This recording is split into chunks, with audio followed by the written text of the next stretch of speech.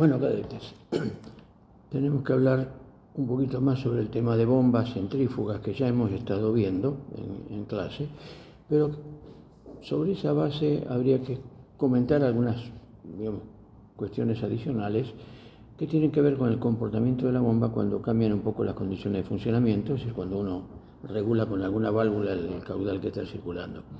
Y además quería comentarles algo que no dije en clase, que es que los tipos de bombas centrífugas que en general tenemos están compuestas de un rodete cuya función es, recibiendo la energía del motor de accionamiento, que puede ser cualquiera, generar un aumento de velocidad en el fluido para que esa velocidad después, en forma estática, se pueda convertir en el estator de la máquina. Es un difusor que generalmente estaba ubicado a la salida del cono de salida en el empalme, y esa forma cónica está diseñada para frenar el fluido y convertir gran parte de la energía cinética en energía de presión. Así funcionan todas las turbomáquinas,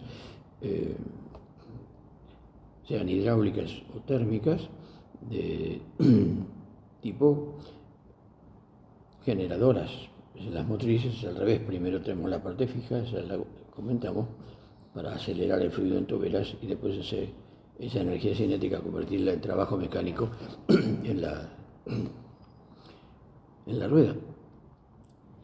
Y ojo, porque el término de turbobomba, es decir, como máquina, que es una turbomáquina, en este caso hidráulica,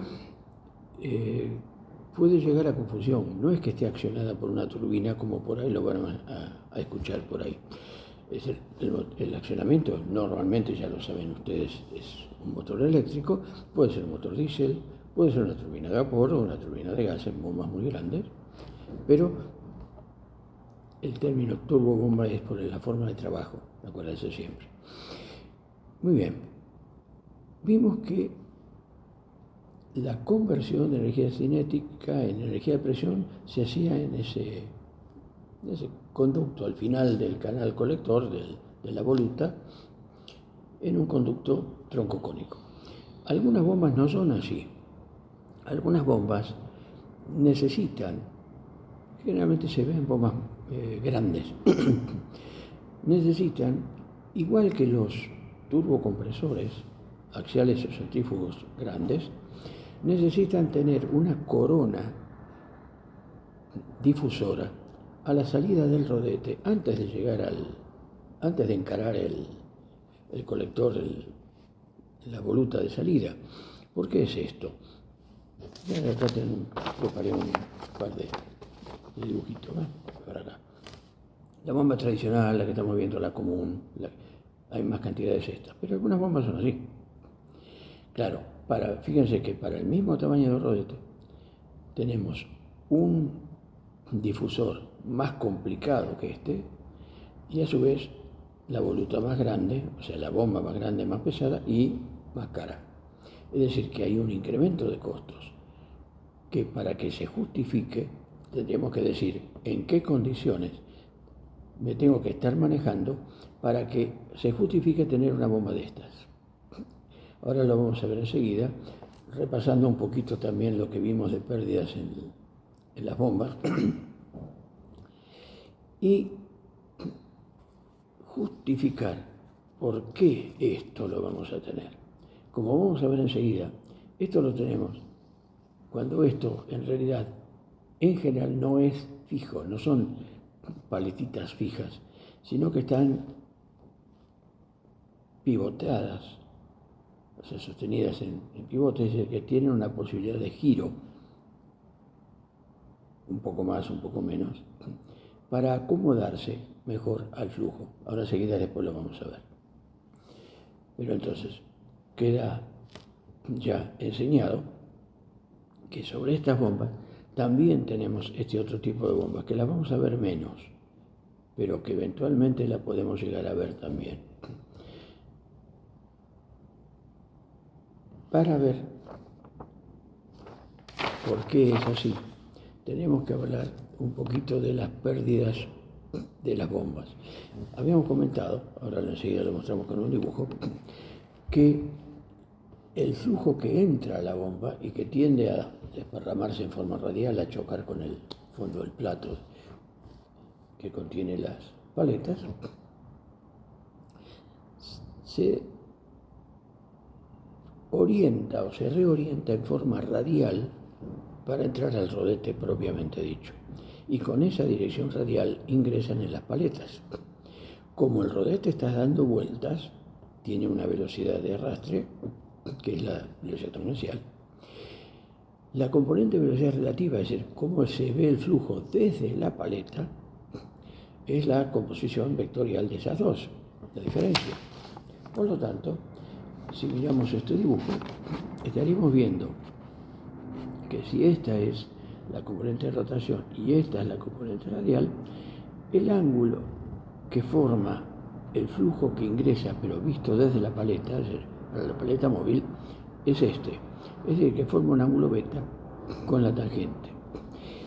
Ese ángulo beta me conviene diseñar la bomba de modo tal que la paleta tenga esa inclinación, o sea, esta inclinación que habíamos visto acá, a la entrada. Esta inclinación se debe justamente al hecho que estamos acomodando para que entre sin choques. Acá, para que entre sin choques. Muy bien, sigamos adelante. Cuando cambia el caudal respecto del de diseño, ¿por qué? Porque estamos en una determinada instalación con un punto de funcionamiento que no coincide con el de diseño, o bien porque tenemos una regulación de caudales. Es decir, que tome el caso de achicar, pero para el caso de agrandar lo pueden hacer ustedes mismos. El tema es manejarse bien con un triángulo de velocidades o con un paralelogramo.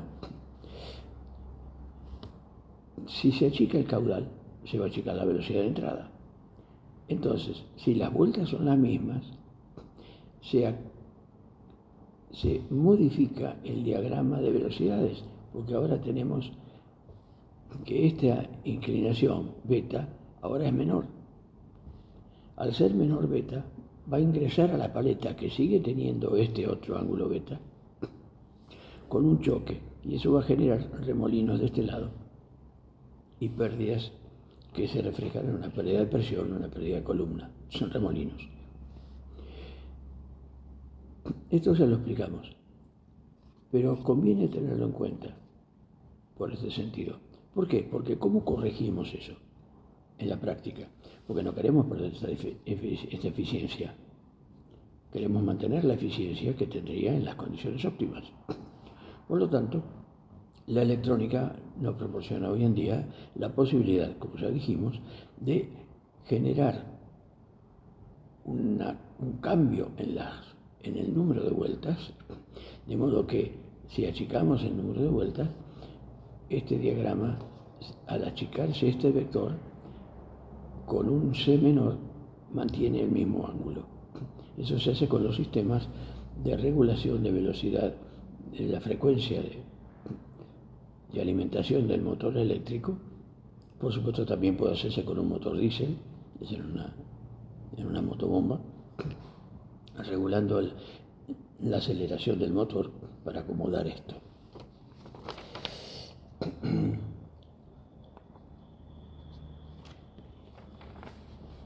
Si no se puede, el que se pueda implicaría esto. Fíjense, traten de practicar esto dibujando o agarrando unos cartoncitos y fabricándose un paralelogramo. Bajamos las vueltas y mantenemos la misma velocidad. Esta es la posibilidad que acabamos de mencionar. Si no se puede regular la velocidad por algún motivo, pues la máquina no lo permite, el motor eléctrico no lo permite, la otra posibilidad que existe es la de inclinar el vector. Inclinar el vector. ¿Por qué? A ver, sí, vamos a dejarlo quietito ahí. Espero que se pueda ver bien. No sé si hay luz suficiente, pero si inclino el vector Pero claro, tengo que lograr que el flujo que venía y se desparramaba radialmente, ahora empiece a tener una contrarrotación.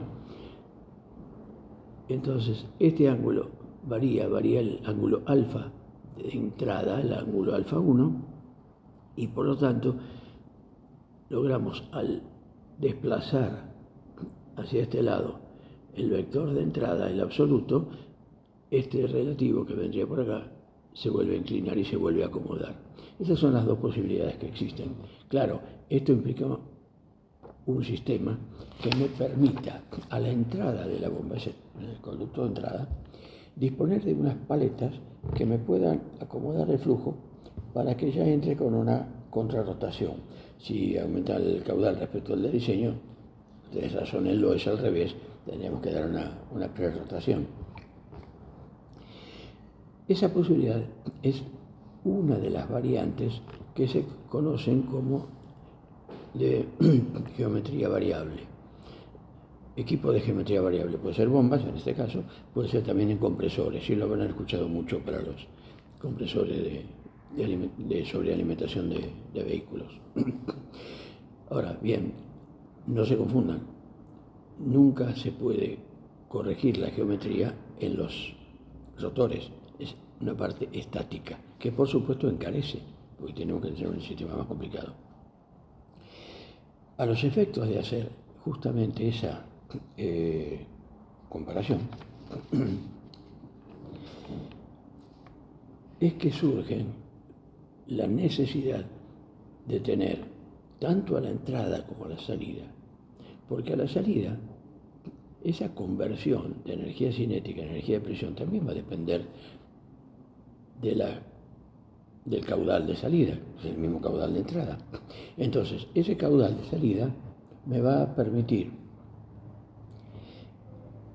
acomodarlo, y para eso surgen estas construcciones de coronas de paletas que también tienen los turbocompresores, tanto centrífugos como axiales, y lo que pasaríamos a tener es este sistema de estas paletas y las acomodamos. ¿Cómo las acomodamos? Bueno, otra vez hay que manejarse con el triángulo de velocidades.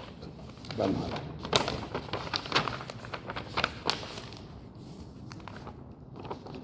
En principio, ahora me interesa la salida, o sea, las componentes de velocidad de la salida. Tenemos una componente tangencial, tenemos una componente relativa que sale rozando las paletas, y por lo tanto tenemos una componente de velocidad absoluta.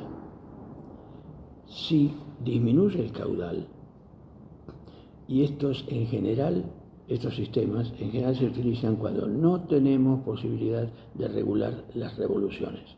O sea, pensemos en revolución constante. Por lo tanto, esta U2 va a seguir siendo siempre la misma, omega R2. Si disminuye el caudal, va a disminuir la velocidad relativa en principio, porque tenemos menos flujo a través de las paletas. Si disminuye la velocidad relativa, con este constante, la suma me da un vector velocidad absoluta que va a estar orientado diferente.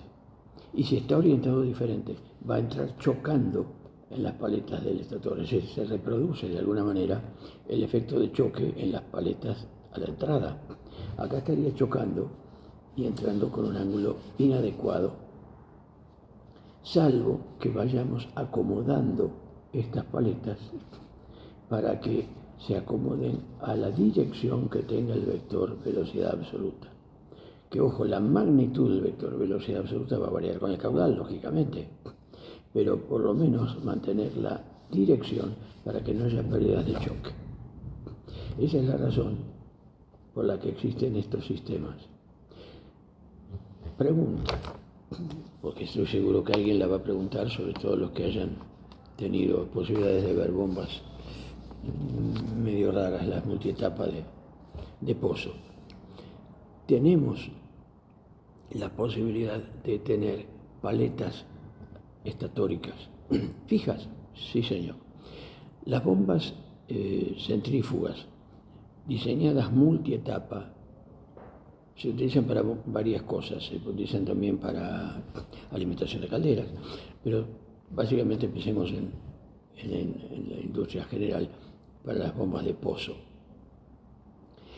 donde la columna que necesitamos es grande y por lo tanto necesitamos varios rodetes para que se vayan sumando las columnas de salida para un mismo caudal.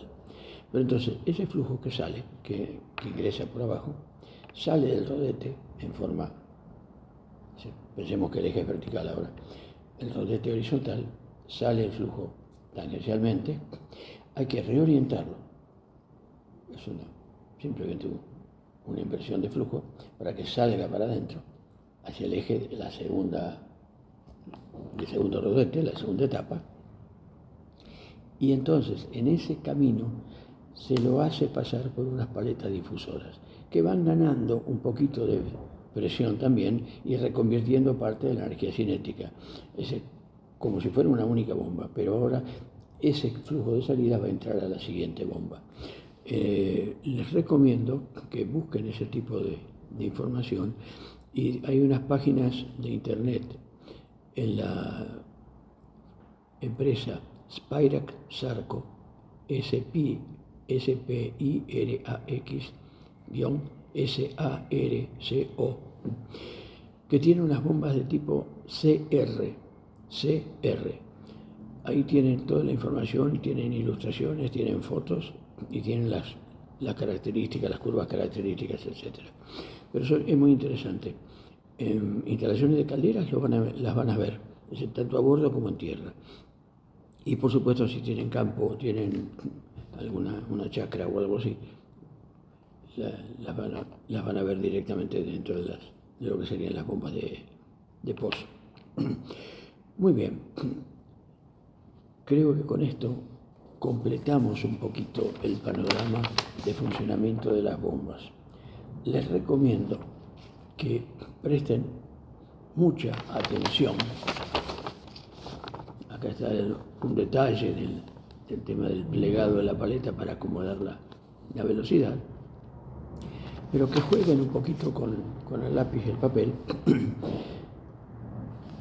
para acostumbrarse a interpretar lo que después a ciegas por cálculo vamos a hacer con los diagramas, porque la visualización de qué es lo que está pasando en todas las aplicaciones de física es muy importante, y en esto de bombas, con las cuales van a tener que convivir durante mucho tiempo, es interesante, hasta por curiosidad científica, que ustedes se den cuenta cómo está funcionando eso que están mirando ahí en la sala de máquinas.